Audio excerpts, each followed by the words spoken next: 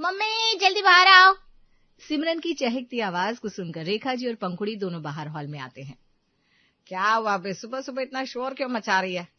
क्योंकि सुबह सुबह मुझे इतनी अच्छी खबर जो मिली है, मेरे तो पाँव ही जमीन पर नहीं टिक रहे। अब सुनोगे तो आप भी खुश हो जाओगे। अरे कुछ बताएगी तभी तो हम खुश होंगे ना।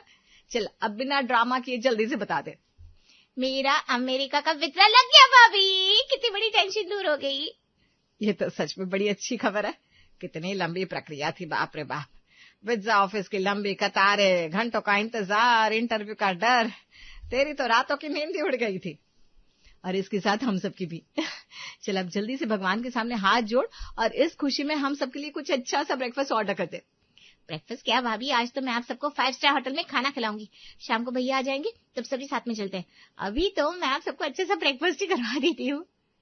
सिमरन की शादी 6 महीने पहले अमेरिका में सेटल गौरव के साथ हुई थी। किसी कारण से सिमरन का वीजा नहीं लग पा रहा था, इसलिए शादी के बाद से वो मायके में ही थी।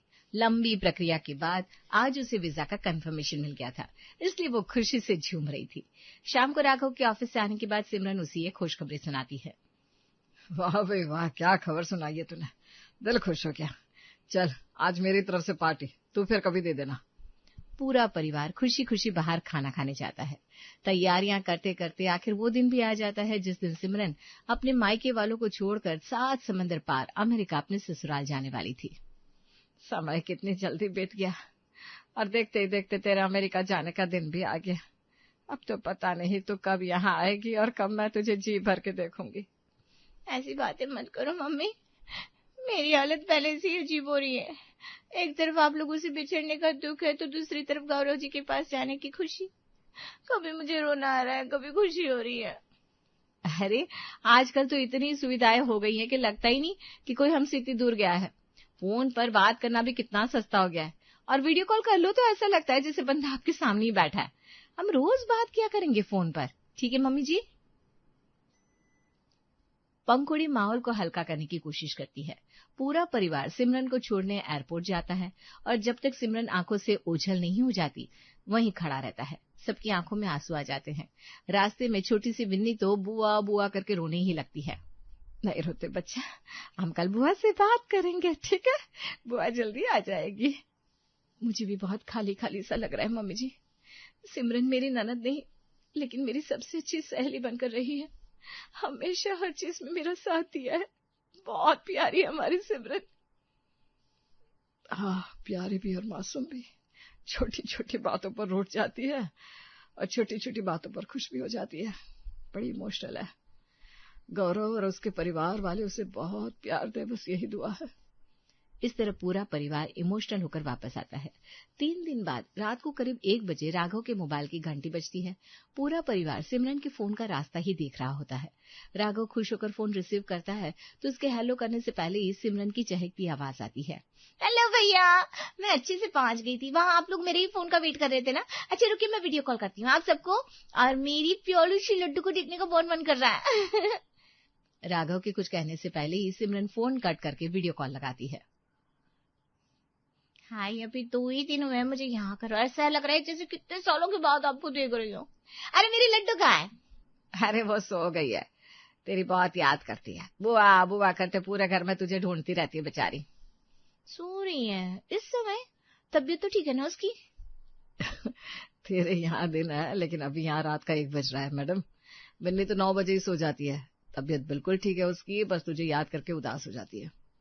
हाय मेरी छोटी सी जान, कल मैं कोशिश करूंगी जल्दी फोन लगाने की। भाभी पता है अभी यहाँ ना दोपहर हो रही है। इस तरह और आधे घंटे तक बातें करने के बाद फोन रखकर सब सोने चले जाते हैं। लेकिन नींद का समय बीत जाने के बाद किसी को भी जल्दी से नींद नहीं आती और सुबह उठने में परेशानी होती है। राघव उठो, 8:30 बज गए। क्या 8:30 बज गए? तुमने मुझे उठाया क्यों नहीं? अरे मेरी खुद की नींद अभी खुली है राघव, आप जल्दी से तैयार होकर आइए, मैं ब्रेकफास्ट और लंच की तैयारी करती हूँ। अरे मैं बताना ही भूल गया, आज मेरा लंच बॉस के साथ होगा, तो अभी बस मुझे जल्दी से ब्रेकफास्ट ही दे दो। थैंक गॉड, तुम आ जाओ, मैं ब्रेकफास्ट लगाती हूँ।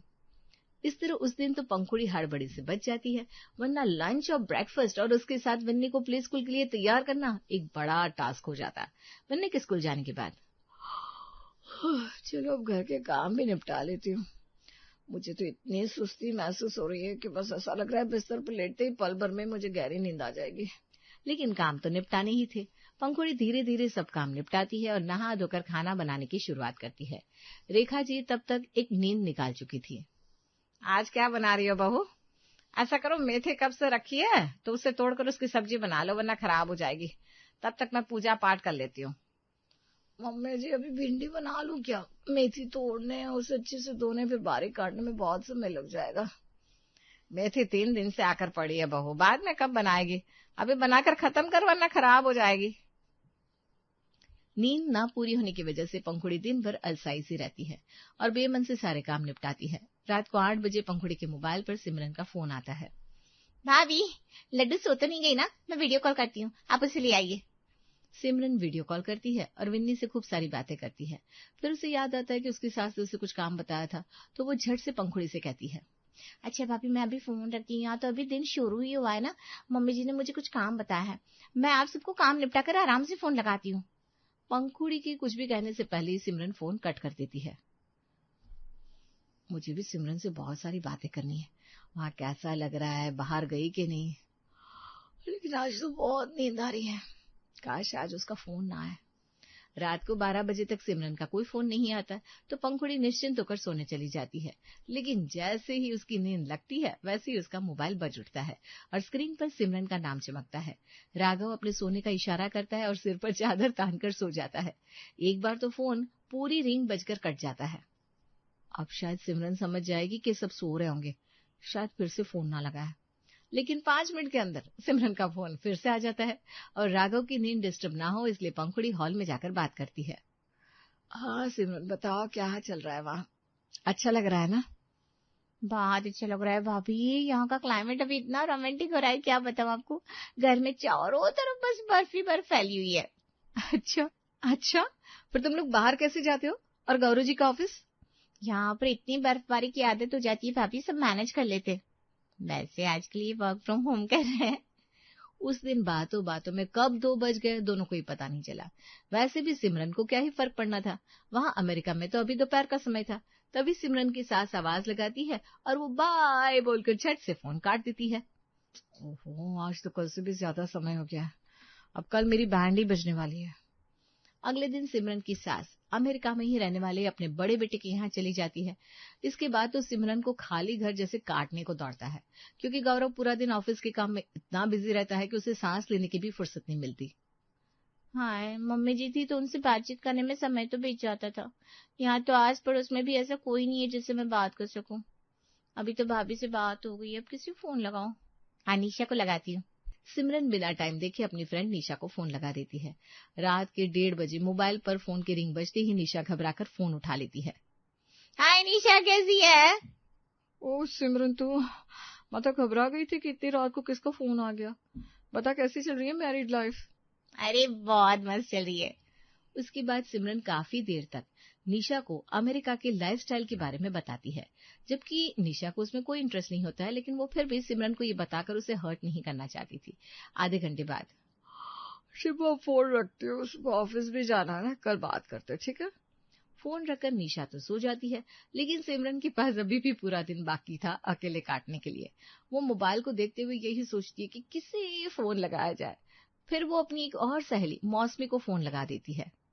हाय मौसमी, कैसी है? आधी रात को तूने मेरा हालचाल पूछने के लिए फोन लगाया क्या बहन? तू जहाँ रहती है ना वहां भी दिन है, लेकिन यहाँ आधी रात हो रही है डियर। कल दिन में बात करती हूँ तुझसे, ठीक है? मौसमी फोन रख देती है। सिमरन के सामने फिर वही सवाल आकर खड़ा हो जाता है। सिमरन जैसी बातूनी लड़की के लिए ये अकेलापन किसी सजा से कम नहीं था। वो फिर से पंखुड़ी को ही फोन लगा देती है। भाभी, मैं कल वाली बात आपको बताना ही भूल गई थी। आपको पता है, कल मैं और गौरव यहाँ पास में एक बड़े से ग्रोसरी स्टोर में गए थे। वहां पर अपनी इंडियन सब्जियां और सामान देखकर तो... और काफी देर तक सिमरन उस स्टोर की हर छोटी से छोटी डिटेल पंखुड़ी को बताती है और इन सब बातों में आज भी बज जाते हैं 2:30। सिमरन, मैं ना अभी इतनी ज्यादा नींद में हूँ कि तू क्या बोल रही है मुझे कुछ भी पल्ले नहीं पड़ रहा। कल बात करते, ठीक है? मैं खुद तुझे फोन लगाऊंगी। लेकिन दूसरे दिन पंखुड़ी सिमरन को फोन लगाना भूल जाती है, तो सिमरन का ही फोन आ जाता है। वो पंखुड़ी से शिकायत करते हुए कहती है, भाभी आप तो मुझे अभी से भूल गई हो। कल मम्मी ने भी मुझे यही कहा कि कल वो फोन लगाएगी, लेकिन ना उनका फोन आया ना आपका। अब तो जब तक आप लोग फोन नहीं लगाएंगे मैं भी नहीं लगाऊंगी। हाँ। सिमरन गुस्से में फोन रख देती है। अगले दिन पंखुड़ी सुबह सुबह ही सिमरन को फोन लगाती है। उसे याद नहीं रहता कि वहां इस समय रात चल रही होती है, लेकिन सिमरन का फोन लगातार ऑफ आता है। इधर सुबह से ही पंखुड़ी के घर का पूरा सीन बिगड़ा होता है। सुबह विन्नी स्कूल के लिए लेट हो जाती है, दूसरी तरफ राघव भी बिना टिफिन लिए ऑफिस चला जाता है। ये सब क्या चल रहा है बहू? आजकल तुम्हारा किसी भी काम में मन नहीं लगता, बैठे बैठे सो जाती हो, जब देखो उबासियां लेती रहती हो। पहले की तरह चुस्ती फुर्ती तो जैसे गायब हो गई है तुम्हारे अंदर से। कुछ नहीं मम्मी जी, बस आजकल नींद पूरी नहीं हो पा रही ना, इसलिए पूरा दिन सुस्ती चढ़ी रहती है। नींद क्यों नहीं पूरी हो रही है भाई? तुम तो समय से अपने कमरे में चली जाती हो सोने के लिए। वो मम्मी जी, रात को ना सिमरन का फोन आता है और फिर वो बहुत देर तक बात करती है। फोन रखने को कहती हूँ तो नाराज हो जाती हैं। अब रोज 2-2:30 तो आराम से बजते हैं सोने में, क्या करूं मैं? ये बात तो है, मुझे भी वो रात को ही फोन करती है। तुम्हें तो पता है मैं दवाई लेकर सोती हूँ तो गहरी नींद आ जाती है, इसलिए कभी कभी उसका फोन उठा ही नहीं पाती। तुम भी ऐसा ही करो, रात को फोन ऑफ करके सोया करो। पंखुड़ी ऐसा ही करती है, लेकिन जब उसका फोन ऑफ आता है तो सिमरन राघव के मोबाइल पर फोन करती है और उठाना तो पंखुड़ी को ही पड़ता है। क्या भाभी, मम्मी तो फोन नहीं उठा रही है, आपका फोन लगातार ऑफ आ रहा है, क्या बात है? मुझे अवॉइड किया जा रहा है क्या? अरे नहीं नहीं, ऐसी बात नहीं है। वो मैंने तुम्हें सुबह फोन लगाया था, लेकिन तुम्हारा फोन भी स्विच ऑफ आ रहा था। अरे वो तो यहाँ उस समय रात होती है ना भाभी, तो रात को मैं फोन ऑफ कर देती हूँ ताकि मेरी नींद में दखल ना हो। आपको पता है ना, यहाँ सब काम अपने हाथ से करने पड़ते हैं। ऐसे में रात को नींद पूरी ना हो तो मुझसे तो एक भी काम नहीं हो पाता। तो हमारे साथ भी तो यही होता है।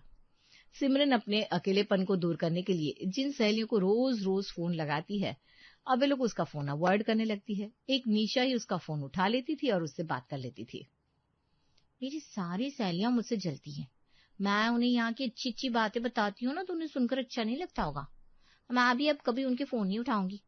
एक दिन निशा जब रात को सिमरन का फोन उठा नहीं पाती तो उसे सुबह फोन करती है, लेकिन फोन स्विच ऑफ आता है।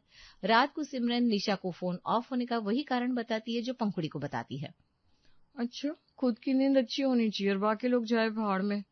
मैं इसके अकेलेपन को समझते हुए अपनी नींद खराब करके इससे बात करती थी, लेकिन अब मैं अपनी मर्जी से फोन उठाऊंगी। और निशा भी अब उसके फोन को इग्नोर करना शुरू कर देती है। इधर पंखुड़ी भी कभी कभार रात को अपना और राघव दोनों का फोन ऑफ करके रखती है।